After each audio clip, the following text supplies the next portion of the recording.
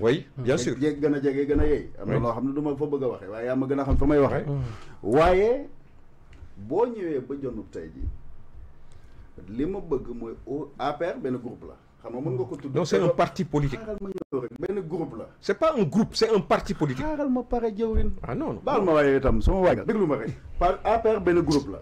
PASTEF benn groupe la PDS beneen groupe la xëy na ñun sax mun nga ne MJPR peut-être man rek la wala ñetti nit wala ñeent amul solo mais man li ma bëggal Macky Sall mooy partem doon Sénégal yëpp parce que ñun fi ñu toll lii intérêt du Sénégal mooy ñun yëpp toute obédience confondue mais c'est pourquoi nous xam avons ne besoin xaaral ma ñëw rek déedéet xaaral ma ñëw dama ne toute obédience confondue bu ma seeti woon Diomaye tey la ma koy njëkk a wax du fal ma de déedéet taxawal ci tànk Macky Sall nga taxaw ci ginnaawam yaag Ousmane ñu def ko secrétaire général des Nations Unies bu ci yàlla andee bu dee moo gën ci moom gën ci njaboot te gën ci réew bi loolu moo ma ci ñor la nga xam ne nag comme li ma wax cuisine interne duñ ca dugg waaye la ma waroon ba ma tal suma dàll malgré le réquisitoire ma dem ne pour ñu bàyyi Bassirou Diomaye dafa am fu ma ko teg ñu bàyyi Ousmane Sonko lanu bokk a tax ma di ko wax ndax ki ko woote itam lanu bokk a tax kon bu ma ne Pape Malick kenn gënu ma bokk ak moom waaye dëgg nag man moo ma gënal ku mu mën a doon may ko opportunité mooy nga ne ko jéggalul publiquement xam nga lu tax li ñu naan jéem-jéem jotu la bu gisee fa la gën a jege mu jaare fa boo xëyoon suba dara xew lan nga ci man da ngay toog rek di waru la demee noonu parce que nous sommes en politique et nous sommes suffisamment responsables nous sommes en politique et nous sommes suffisamment responsables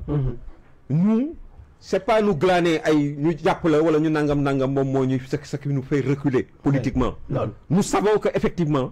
dans ce champ politique il y a des risques à prendre très bien et nous les prendrons tant que nous ñi nga amee suñu bakkan di dund nous prendrons les risques il faut être un bon soldat non mani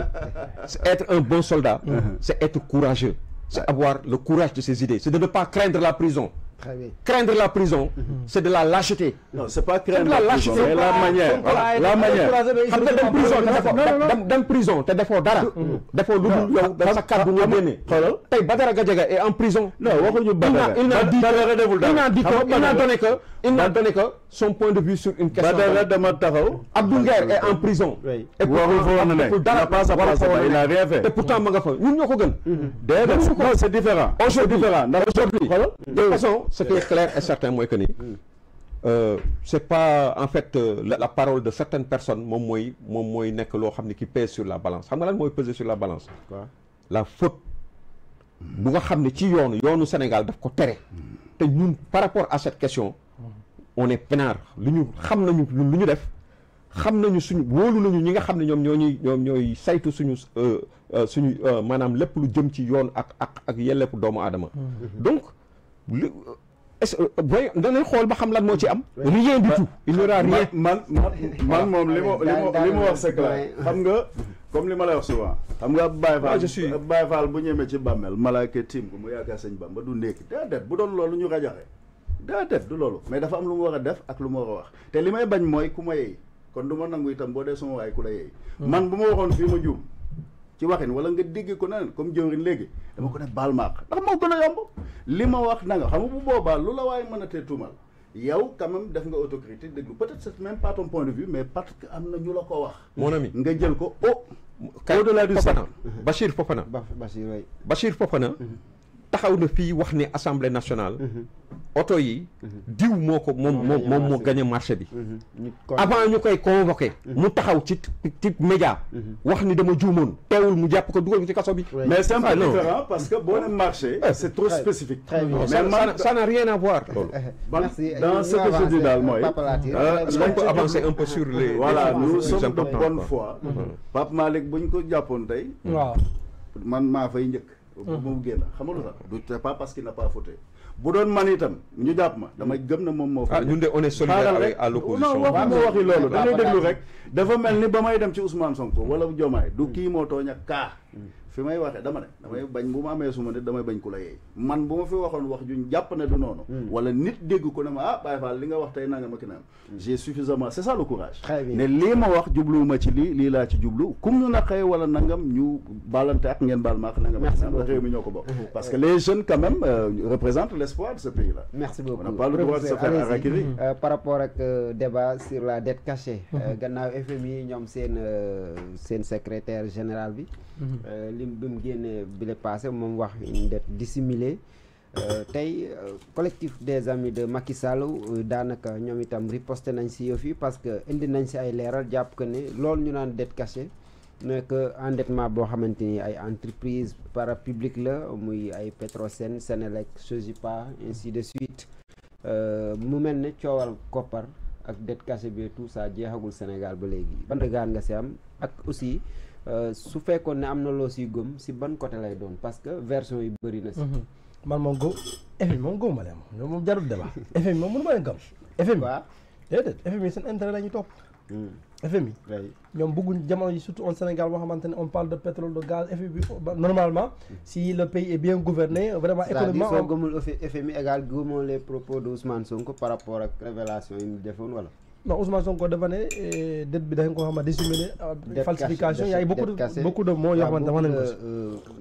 ko mots yoo xamante ni utilisé na ko par rapport ak ces sorties là gëm naa Sonko waaye gëmuma FMI gëm naa Sonko mais gëmuma FMI pourquoi FMI ñoom ay comme on le dit souvent ñoom si lu ñu bëgg daal état bu fu ñu jëm fu ñu mënti dem dafa am ñoom lu leen tax a jóg te état yi nga xamante ne bokk nañ ci FMI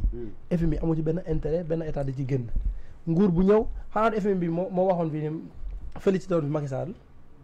ba les clignotants sont au vert FMI boobu mën nañu wax ni que fàtte na aussi FMI souvent félicitations yi daf koy def comme affaire diplomatie loolu moo tax na mënu ma leen gëmati mënoo félicité Macky Sall tey 2 jours après nga félicité Ousmane Sonko bi nga xam ne mu ngi accusé Macky Sall mun ta ne fa nga far fenn moom mënoo far ñaari kay en même temps ce qui veut dire que moom ñoom faraluñu Macky Sall faraluñu Ousmane Sonko kan la ñu faral état bi maanaam tey suñ folli woon Diomaye ñu dindi fi Ousmane Sonko njël Père Moustapha te ko ci kii bi ci bopp réew léegi da nga bëgg wax ne seen intérêt képp kese moo leen tax a jóg loolu leen intéressé wu leen Sénégal nañ bu leen nee Macky Sall ak Sonko nañu dem def arène fale arène nationale bëri fu xeex suñu ñoo intéressé wul FMI ñoom leen intéressé mooy seen bopp te nag léegi mbir mi nag léegi mu leer nag Sonko accusé na Macky Sall yëkkati na ay pôle d'avocat am pour ñu mbir mi gën a leer est-ce que dina leer Isaga parce que ça fait longtemps dadul musa leer amaguñ si loo xam man la dadul musa leer xam nga lu tax politique la si côté ñaari côté yëpp côté Sonko côté Macky Sall yëpp maanaam wax bi à la fin c'est sur la politique l'autre là cherche à salir l'autre cherche à se défendre mais nag en salissant l'autre parce que dafa na noonu wax la xoo dëgg loolu kese la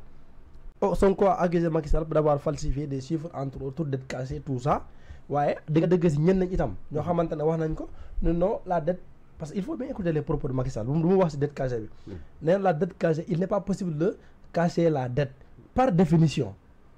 léegi par définition la dette n'est pas possible de la cacher léegi boo dindee définition bi nag ça veut dire que y a des possibilités de s'endetter sans pourtant peut-être nga jaarale ko ci li nga xamante ne moo di FMI wala ay yooyu noonu mën nga par exemple utiliser benn entreprise boo xamante wala benn structure boo xamante étatique la nga jaarale ci structure pour mu lebale la pour nga mën a régler say problème ala kulli yaale man si li ma gëm léegi ma laa gëm te yàgg naa di ko wax gëm naa ni dette am na qu'elle soit cachée ou qu'elle ne soit pas cachée qu'elle soit dissimulée ou qu'elle ne soit pas dissimulée man gëm naa ni y a une dette peut-être même qui dépasse mais nag le pays le plus endetté je pense les États-Unis te terewul mu ngi continuer fonctionner léegi nag man c'est pas l'endettement qui m'intéresse xam nga la qu'est-ce qui m'intéresse après que Macky Sall s'est endetté qu'est-ce qu'il a fait de cet argent là est-ce que da ko investir ci réew mi wala da ko jël ànd ak ay militants waa APR ñoom Père Moustapha ñu dem noo si jee ko c'est ça la question pour yow parce que y a aucun pays dans le monde qui ne s'endette pas te le pays le plus endetté mooy les États-Unis xam naa